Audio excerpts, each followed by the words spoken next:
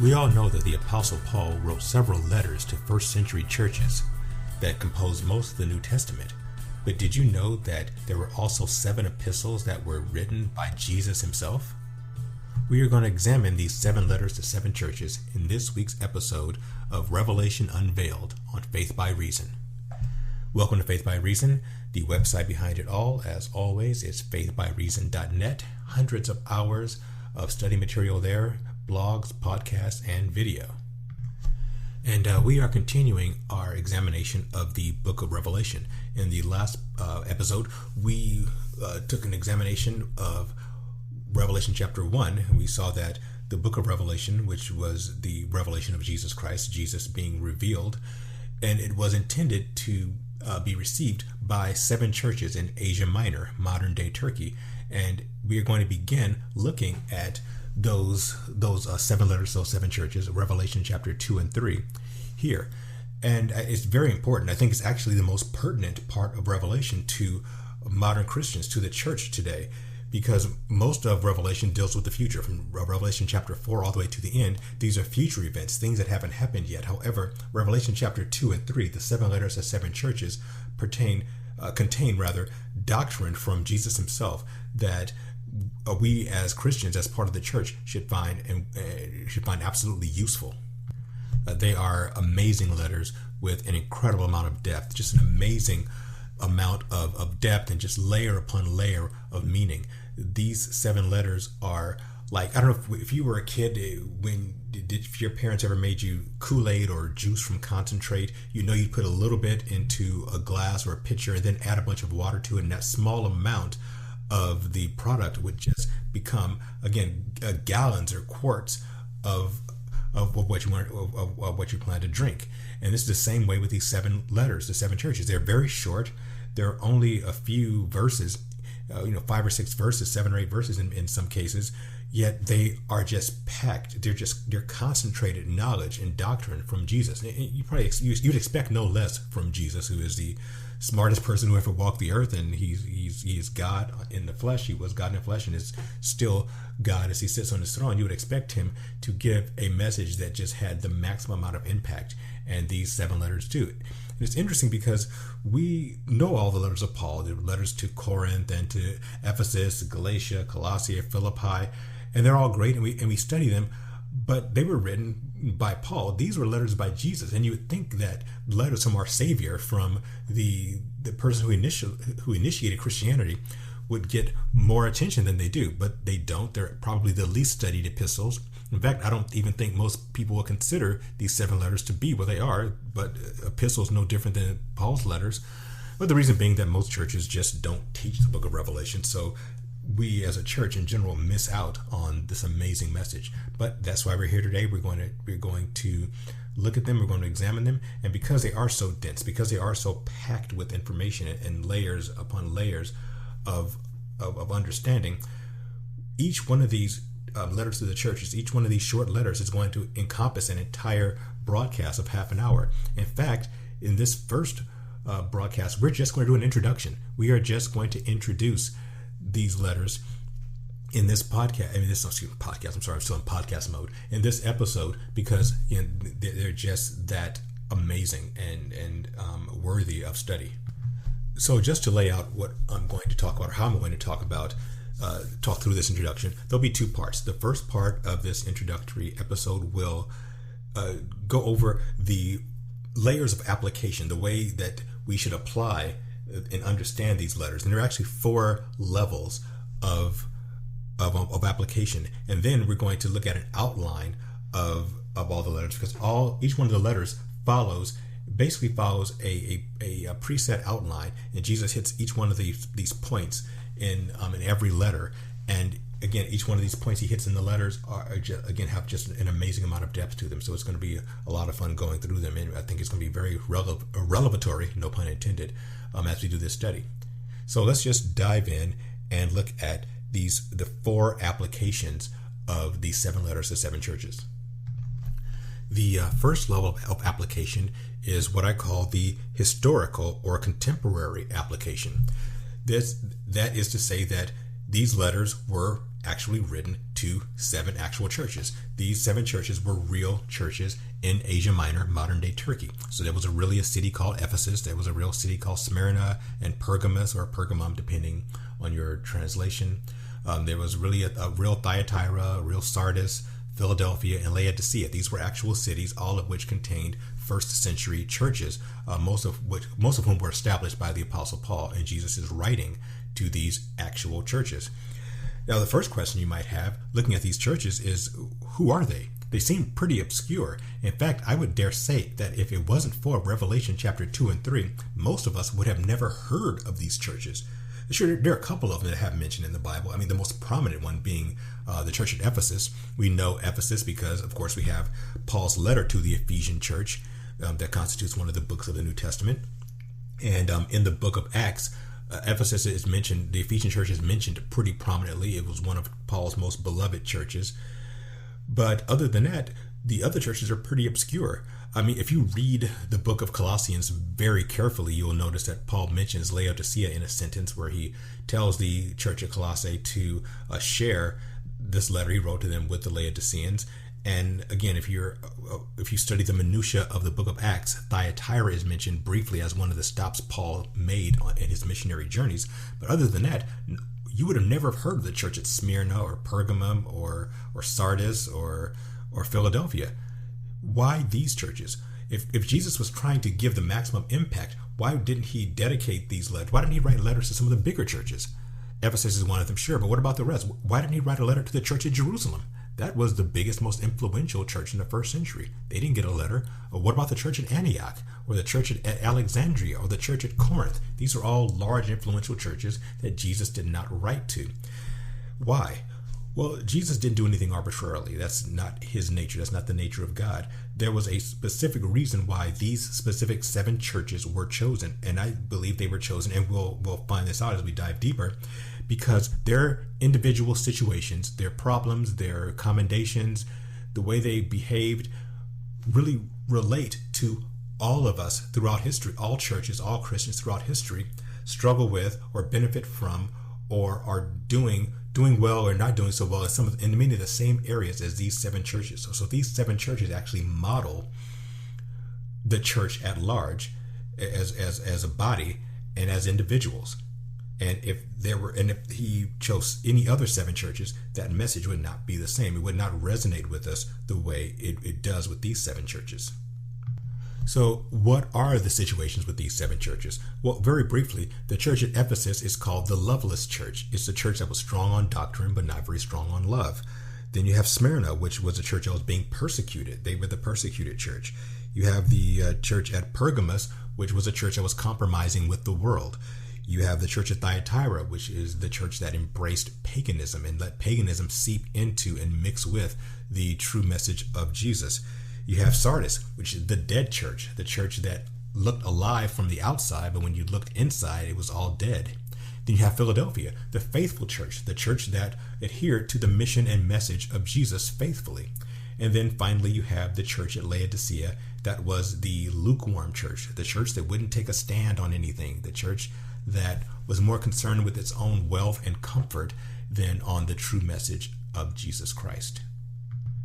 And again, these were the actual situations that these churches had historically back in the first century, and they will relate to all of us, as we'll see soon. In fact, let's go to the second level. The second level is what I call the church, or the ecclesiastical level, the church level, the group level. Why is that an application? Because every church in history, and by church I mean a group of people gathering together in a building or in a home, every church has dealt with one or more of the situations that the 7 churches in the first century had dealt with.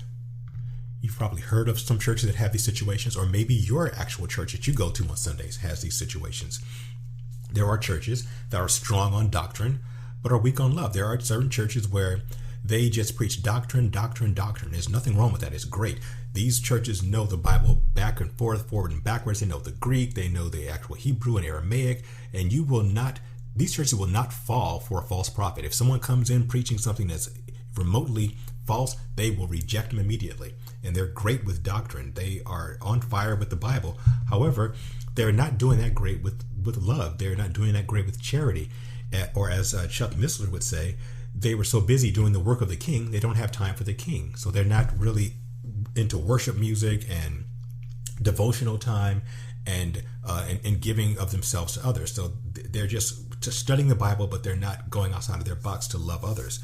And then you have churches that are being persecuted. There are churches physically being persecuted, not so much here in the West, but if you go to China, the church in China is furiously persecuted. You go to any church that exists in a predominantly Muslim Islamic country, like in Indonesia, in countries in Africa, in Iran, in the Middle East, churches are being physically persecuted. People are being killed and jailed and beaten in the name of Christ. Now, here in the West, again, we don't quite have that problem yet. We're not being physically persecuted, but we do suffer social persecution. The church used to be a time not that long ago. I mean, like when I was a kid, which was a while back, but not that long ago in a big picture. The church was the center of the community. Every town was built around the church. A church was where everyone went on Sunday. The pastor was a place people. It was a person people went to when they had problems. The church is where people would go when they needed refuge. But nowadays, it's the exact opposite. The church is considered a place of bigotry, of homophobia, they're considered anti-woman, anti-science. They're just a bunch of idiots going to this place to worship their make-believe God and just eschew real science and just be bigoted and hate anyone who doesn't agree with the Bible. That's what the church is now. The church is looked at negatively. And in society, again, the church is no longer the pillar of the community. The church is now the place where the bigoted, ignorant people go. So we suffer that kind of social persecution. We'll talk about that more when we get to the church at Smyrna. And then there's also churches that compromise with the world. And maybe your church does this, but we all know churches that compromise with the world, that they bring worldly music in the church. They want so much to be accepted by the world that they become like the world. And you'll hear that their worship music sounds no different than songs you hear on the radio. And the way they conduct their affairs in church look just like the world. I mean, if you were to walk into the church, it looks no different than any other worldly country club. It's just about, they want so much to be like the world, to be accepted by the world, to be seeker sensitive, to conform to what the world wants as opposed to conforming to what Jesus wants. And we find that in a lot of churches. Then there are churches that embrace paganism. And it's not, when I say paganism, I'm not talking about churches that outright are worshiping the devil, that have a pentagram on the floor and the picture of Satan with horns and a pitchfork on the ceiling, but they embrace New Age theology, which there's nothing new about the New Age. It's just old paganism in a new package. But there are churches that do the whole positive thinking thing, and if you think really well, then good things will happen to you. If you put positive thoughts out into the universe, and positive things will come back to you. Folks, that is outright paganism. There is nothing Christian about that whole wish fulfillment, positive thinking stuff. And of course, there's nothing wrong with having positive thoughts, but thinking that you are going to affect the universe at large by the way you think, there's nothing Christian about that. That is 100% pagan. And then you have churches that are dead, like the church at Sardis. The churches that when you walk into the church, it looks great. I mean, everything is nice and shiny and new, and all the pews are well maintained, and the people there seem very nice and humble, and the women don't wear their dresses above their ankles, and the men seem like they're just nice, gentle guys, but there's no growth there. It's dead theology. They are so caught up in legalism and doing everything according to the letter of the law, whatever they might believe that is, that they're so constrained and so stringent that the Holy Spirit can't move within those churches, because there's just no growth there. They are dead. You walk into the church and it's just cold and dead, even though it looks like it's alive, like it should be this grand building. There's just nothing going on there. There's no fire in these churches at all. Then hope we all have churches, or we've all seen churches that are on fire for God. Hopefully that's your church. Churches that embrace the mission and message of Jesus, that are faithful to that mission and message. And they're going out, they're winning souls to Christ. They're teaching the Bible the right way. They're growing and they're vibrant. And when you walk into a church like that, you can feel it. Unfortunately, those kind of churches are few and far between. And then lastly, we all have churches that are lukewarm. that will not take a stand on anything, that God forbid they ever do a message about gay marriage. Oh, no, we want to talk about that. We'd rather just, I know the Bible says that being gay is wrong and gay marriage is wrong, but who are we to judge? Who are we to say what's right and what's wrong? God doesn't judge, and they have that attitude. And you find that a lot with these so-called emergent churches, with a lot of these emergent pastors who don't believe that God can ever judge anyone, that God just wants you to be healthy and happy and nothing else. And God forbid, no pun intended, that he actually judges sin. Oh, no. We want to be comfortable. We want to be wealthy. If you believe in God hard enough, then you'll have all the money you ever wanted, and you'll be driving your Mercedes or your Rolls Royce. And they just want to be comfortable. They don't want to take a stand. They don't want to take a stand for Jesus. They don't want to take a stand for anything socially. They're just lukewarm. They're neither hot nor cold. And we all know churches like that. So that is the second level, the ecclesiastic level. And we know that that level is intended because in each one of the letters, there's a salutation where Jesus said, he who has an ear to hear, let him hear what the Spirit says to the churches, plural. So these letters are intended for all of the churches. So all of the first century churches were supposed to exchange letters. So the church at Ephesus got the same letter as the church at Smyrna and Thyatira and Sardis and so forth and so on. So they all exchanged letters because all the churches had some of the same issues. And to this day, all the churches have one or more of these same issues and situations. All right, so the third level is the personal level. Again, it says, he who has an ear to hear, let him hear what the Spirit says to the churches. So here's my question. Do you have an ear? Well, then guess what? These 7 letters apply to you because we all individually share one or more of the situations that the churches were going through. Many of us have the same situation as Ephesus, where we're strong on doctrine but weak on love. And I will tell you candidly that I share the same situation as Ephesus. Doctrine is my thing. If you've spent any time on faithbyreason.net and have looked at what I've been doing for the last 10 years, doctrine is my thing. I am strong on doctrine. I am constantly studying to make sure I'm getting my doctrine right. I really want to help Christians have their doctrine straight, that their understanding of who God is, of what he is, of what his plan is. I want to make sure that you have that right. But I have to admit that I don't spend as much time as I should in devotion, where I'm just communing with God, just talking with Jesus. I don't do that as much as I should. I'm so busy studying about God that I don't give enough time to God himself. And we talked about the persecution, just like in like the church in Smyrna. Many Christians, especially around the world, are suffering physical persecution. And here in the United States, in the West, we suffer personal persecution. We are ostracized for our beliefs. And again, it wasn't always the case. Being a Christian used to be a positive thing. In fact, if you weren't a Christian, you were considered kind of out of the norm. Now it's the other way around, where if you are a Christian, then you're a fringe person that, again, you don't believe in science. You're against gays. You hate science. You're stupid. You're not educated. You don't want women to have rights to their own bodies, so forth and so on. These are all the things you're accused of if you are an individual Christian these days. You're out of touch with society.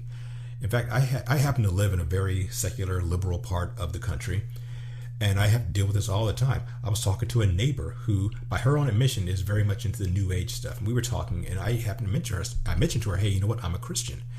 And she looked at me and she says, really? And she had almost a look of pity in her eyes. And she said, wow, you seem so nice and so intelligent. I mean, that's really what she said, not realizing what an insult she was giving me by basically implying that being a Christian means that you're mean and stupid. But that's what we have to deal with. I mean, it's really ridiculous. We all compromise with the world to some degree. I'll admit I do this as well. An example of that is I sometimes watch movies and TV shows, worldly movies and TV shows that I know I shouldn't be watching. As an example, there was a show that I watched through this year. It actually ended this year, called Game of Thrones. Really good TV show. Well, the first 6 seasons were good. The last 2 were terrible.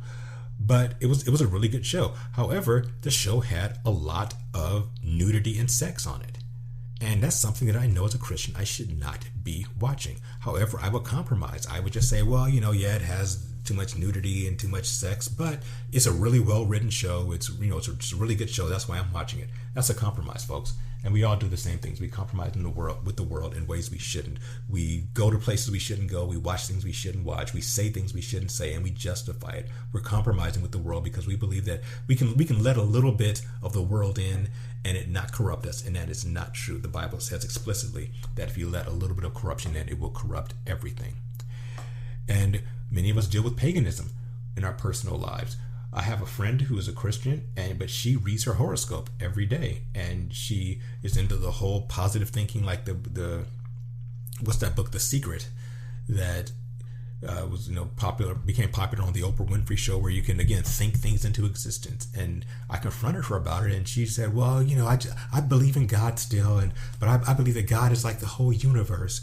And if you put something out there to the universe and you pray to the universe, you're really praying to God. And the horoscope, God put the stars in the heavens as just another way to guide us through life," and which I think is nonsense. But again, she's a Christian, and she claims that it's okay to embrace these paganistic rituals. And that's a bit extreme, but there are some things that hit much closer to home for us that we do individually. Like Christmas, for example. December 25th. Do you realize that the holiday we celebrate as Christmas has virtually nothing to do with Jesus? That Jesus was not born anywhere near December 25th? And that all the trappings of Christmas have nothing to do with Jesus? December 25th is actually the birth date of Sol Invictus, the Roman sun god. That's the day we're celebrating. And all the trappings of Christmas, the Christmas tree, the mistletoe, the wreath, the Yule log, exchanging presents, tinsel, all that stuff is blatantly pagan. It can be easily researched as pagan. None of it has anything to do with the birth of Christ. It's all blatantly pagan, but we accept it, and we just slap Jesus' name on a bunch of paganism and think that it's okay. And if you don't believe me, well, ask yourself one question. Did you celebrate Christmas last year? Yeah, you celebrated a pagan holiday. No matter how innocent your intentions were, it was still paganistic. Many of us individually, we're dead Christians. On the outside, we look alive. We go to church, we dress up nice, we sing all the hymns, and we just look like these wonderful, pious Christian families. But then you get home, and the dad is on pornography, and the wife is gossiping and watching the Real Housewives of wherever, and into all that kind of nonsense, reading 50 Shades of Grey. The kids are on their vape pens, smoking whatever. But on the outside, look like a great Christian family. But on the inside, there's no life there. It's no different from the world.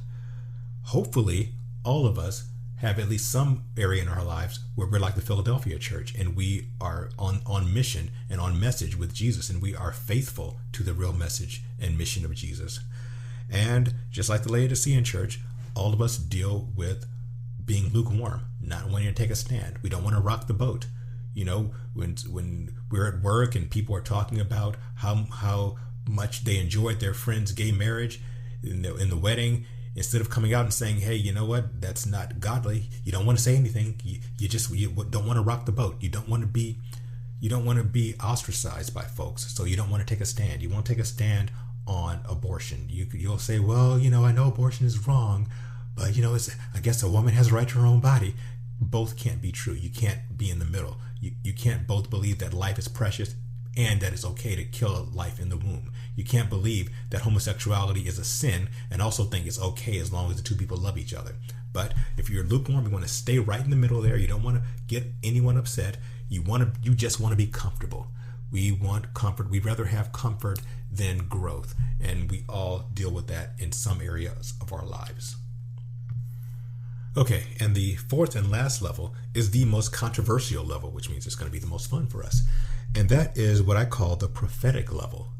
And this is something that, again, is controversial. However, I will say that I found that the majority of Bible commentators on the book of Revelation seem to agree with this final level. That doesn't mean it's right, by the way. Just because a bunch of Christian commentators agree on something doesn't mean it's right. There have been plenty of things that Christian commentators believed in the past that turned out not to be true. So that's not why you should believe it. You need to examine this for yourself and see if it really fits. But the prophetic level states this, that these 7 letters, in the order in which they are presented, outline the history of the church in advance, from the first century all the way up to our modern time. And they each outline a different historic era in the church. So the church at Ephesus is the apostolic church of the first and second century, where doctrine was very strong. Why? Because the apostles were alive during most of this time, and the doctrine was fresh. So they were really strong on doctrine and getting doctrine right and making sure that false teachings didn't come in, but they did that at the neglect of devotional time and charity and being loving. The church of Smyrna would represent the time of persecution.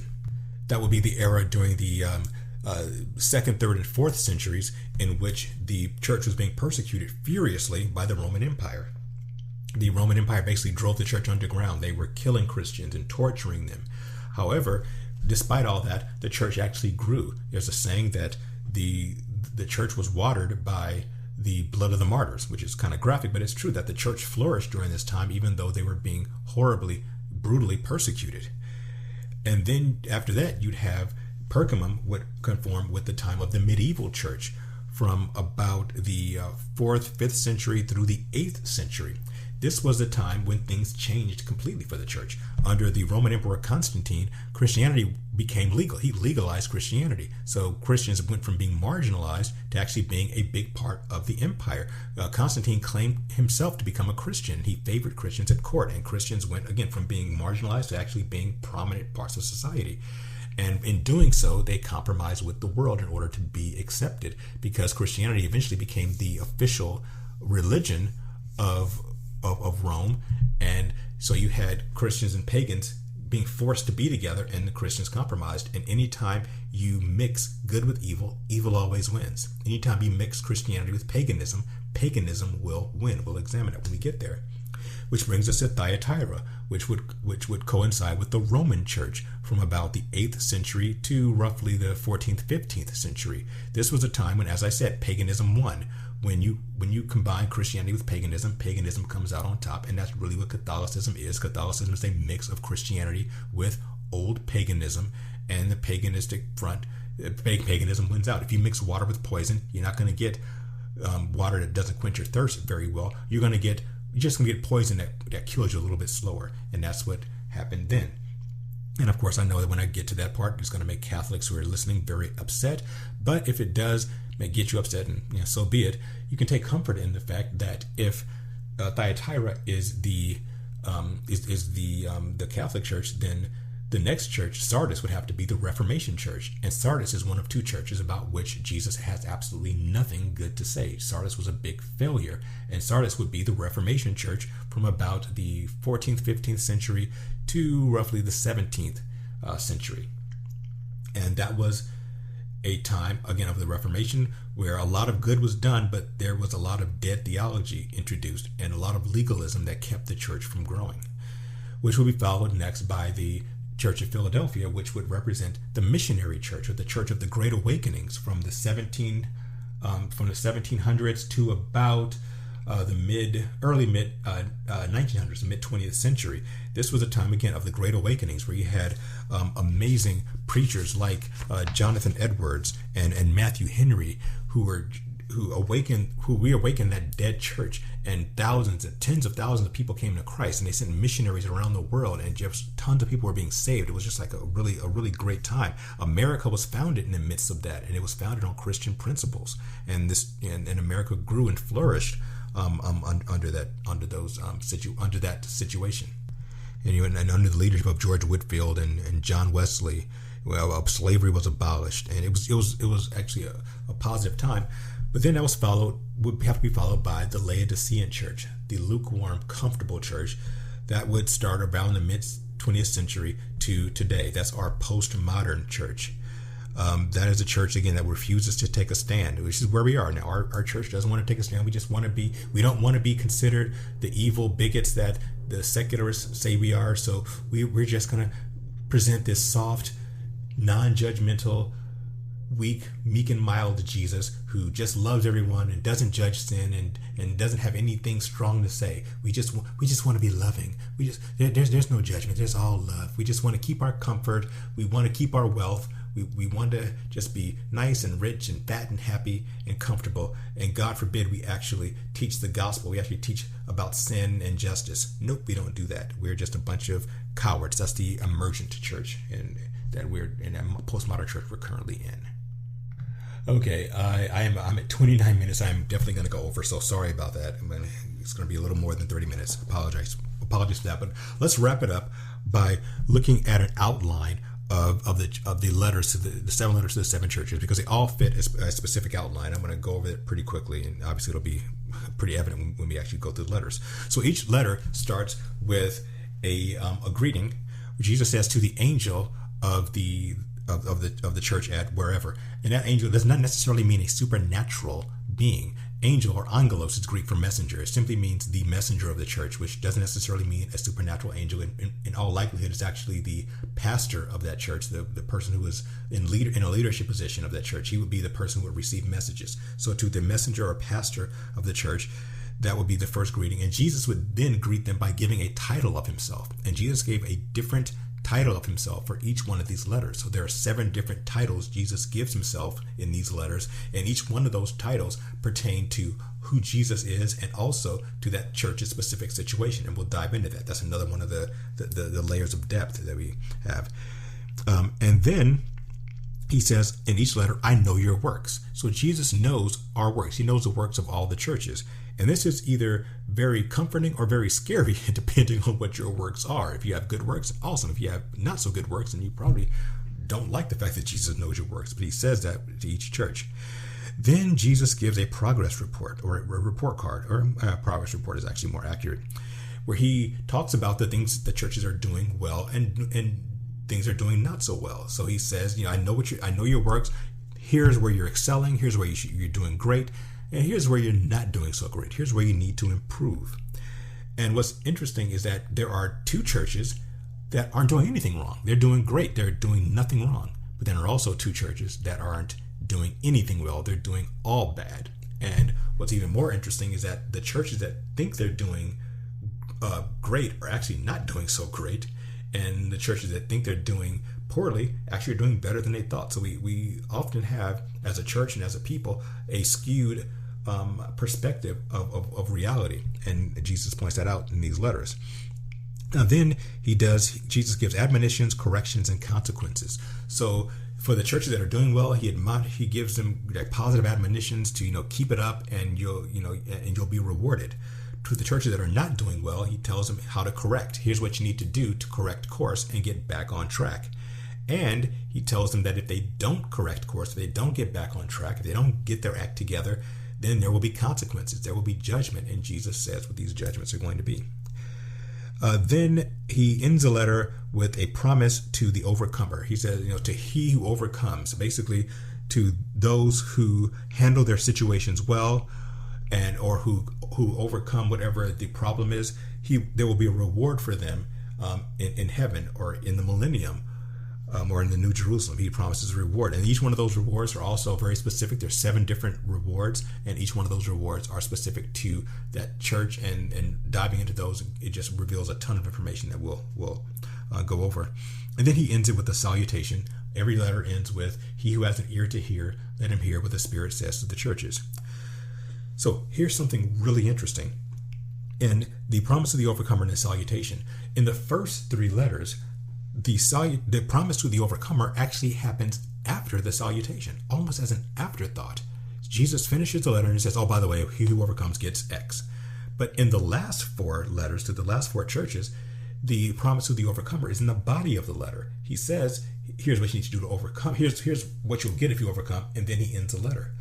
Some commentators, and I'm on board with this, believe that means that those last 4 churches are going to be around at the time of the end, that these 4 churches will exist, that the churches at Thyatira, Sardis, Philadelphia, and Laodicea will be around at the time that Jesus returns. And the first 3 churches won't be, that they are already done. That's why their promise is kind of an afterthought. Oh yeah, but if you do this, you'll overcome and you'll get this reward, because it's already in the past. But when Jesus arrives, those 4 churches will still be around. Another reason to believe that is all 4 of those final churches get promises that have to do with either the time we call the tribulation or the time of judgment and reward immediately after the tribulation. In fact, the church at Thyatira is promised that if they don't get their act together, they're going to go into the tribulation. So that means they must be historically contemporary. That means the Catholic Church is still around. I'm pretty sure it will be. The church at Sardis is promised that if they don't get their act together, Jesus is going to come upon them as a thief. And if you read the book of Thessalonians, it basically says that people who are in the light will not be taken as a thief. Paul says that you are children of the light, therefore you will not be taken as a thief. Jesus will not come upon you as a thief, but Jesus promises the church of Sardis that if they don't get their act together, they will be taken. Jesus will come upon them as a thief, meaning they will not be in the light. In fact, some people say that this means that the church at Sardis, or people who have that doctrine, will not be raptured. And I'm not going to get into the rapture here. There's a time and place for that when we get to Revelation chapter 4. I'll do a whole series on the rapture. And if you're really interested, you can go to the rapture category on faithbyreason.net. But that's part of the promise to the consequences for the church at Sardis. It also says that the church at Sardis, so they might have their names blotted out of the book of life, which, again, the book of life is what will be read around at the judgment seat of Christ. I'm sorry, at the great white throne judgment at the end of time. So, and the church of Philadelphia is actually promised to be kept out of the tribulation. So then again, that's obviously an end times promise. And so those four churches are given end times prophecies about themselves, which means that they will probably be around during that time. So I think that's very, very interesting. So as we explore these churches over the next 7 podcasts, I'm still in podcast mode. Over the next 7 episodes, we'll go over them in that order. We will read the letter. We'll kind of break down what it means. We'll look at the church at that city and church in the contemporary first century manner. We'll look at how what they're going through applies to us as churches and as individuals. And then we will look at them from a prophetic level as to how what happened in that church correlates to the historic era that church encompasses. And that's how we'll do it. And then we'll do a wrap up after that, and then we'll move on to Revelation chapter 4. But in the next podcast, I know I'm over, we're at like 37 minutes. In the next podcast, I'm so sorry. In the next episode, forgive me, we are going to start by looking at the church at Ephesus, the church that was strong on doctrine but weak on love. And we'll spend the next episode going over that, followed obviously by Smyrna and Pergamum. And it's going to be a great time. I think, again, as I said, the next 2 chapters, the next 7 episodes are the most practical, the most pertinent to us as Christians here in the 21st century, because there will be things here that we can apply to our own lives and to our current local churches. All right, so thank you for listening and watching. I appreciate it. Please subscribe to Faith by Reason. You can subscribe to it via the YouTube channel, where you subscribe and get the notifications. You can put your email address into faithbyreason.net in the right navigation bar, and you will get notified when new episodes are up. And I appreciate it. Please send me any comments. I appreciate the comments. I appreciate the questions. And I will talk to you again next week when we start with the Church of Ephesus.